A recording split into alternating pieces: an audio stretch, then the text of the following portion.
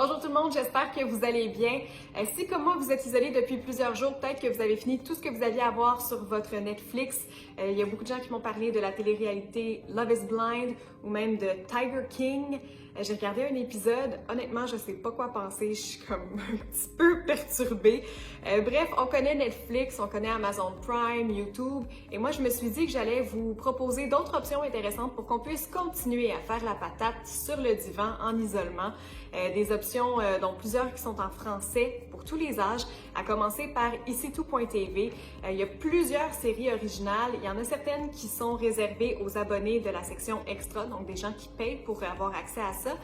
Mais depuis le début de la crise, la plateforme a commencé à déverrouiller certaines séries qui étaient offertes seulement aux abonnés, entre autres Plan B ou Hubert et Fanny. Il y a aussi des options pour les jeunes, pour les adolescents. Il y a Effet secondaire qui est très intéressant. Mon coup de cœur sur la plateforme tout.tv, c'est la série Trop qui parle de relations entre sœurs, de santé mentale, d'amitié et d'amour.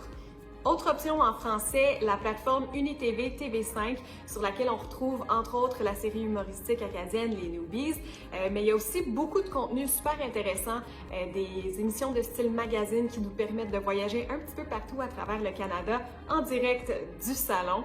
Mon coup de cœur sur la plateforme, c'est la web-série L'écrivain public qui raconte l'histoire d'un homme qui travaille dans un centre communautaire à Montréal et qui aide les gens du quartier avec ses mots.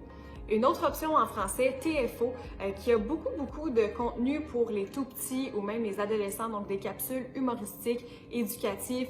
Mon coup de cœur à moi, c'est le duo humoristique Improtéine ou même les petites capsules qui s'intitulent Vraiment Top, qui nous donnent plein d'informations insolites sur des sujets variés. Il y a aussi le site de l'Office national du film qui a des milliers de films gratuits, des courts, des longs métrages de fiction, d'animation ou même de documentaires. Il y a également beaucoup de plateformes qui ressemblent à Netflix, mais qui se spécialisent dans un genre cinématographique. Je pense à Shudder, qui se spécialise en films d'horreur, donc des films de créatures, de tueurs, d'activités paranormales.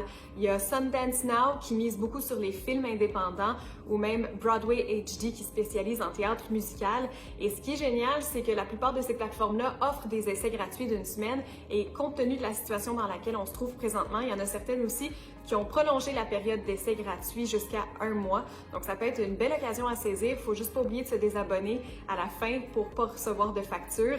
Et en terminant, je sais qu'il y a aussi plusieurs institutions ou festivals qui devaient présenter des films devant public qui les offrent maintenant en ligne.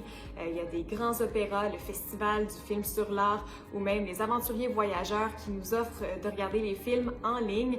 Alors, on vous a mis des liens sur un texte sur le site de Radio-Canada pour que vous puissiez vous retrouver dans tout ça. Bref, c'est pas les options qui manquent. Si vous avez aussi des suggestions à la maison de séries ou de films que vous avez beaucoup aimés, partagez-les avec nous dans les commentaires, ça va nous donner d'autres idées. Là-dessus, moi je vous dis d'essayer de bouger un petit peu entre deux marathons de télévision, ça va vous faire du bien. On se retrouve bientôt avec d'autres propositions.